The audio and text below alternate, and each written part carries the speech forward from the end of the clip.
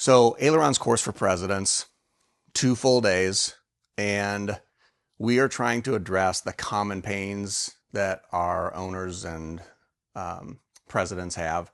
Typically, the things we hear are, I don't have enough time.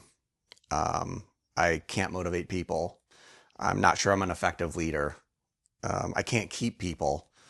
I have a bad culture, right? There are any number of reasons that the course for presidents makes sense. But the overall premise of the course is to talk about and instill professional management. And professional management, in our eyes, entails or contains 6 things. So there's a leadership and a strategy portion of it, which we label as our direction. There is a business structure and people development aspect to it, which we label as our operation.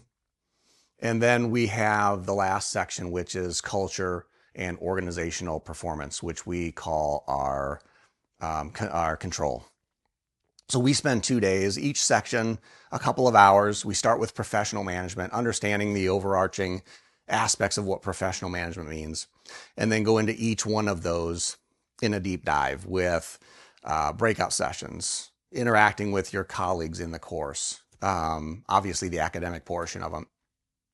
And then at the end, we summarize that and we give the participants, the owners, the presidents, time to reflect on that and leave that course with a direction. What am I going to do when I leave this course tomorrow? Not, did I come and learn something new academically?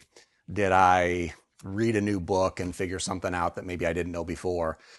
But what did I learn and what am I going to take and how am I going to apply it after I leave this course? And then once I figure out how I've defined that, how am I going to align my entire organization so that I've got a team of people and we're all rowing in the same direction?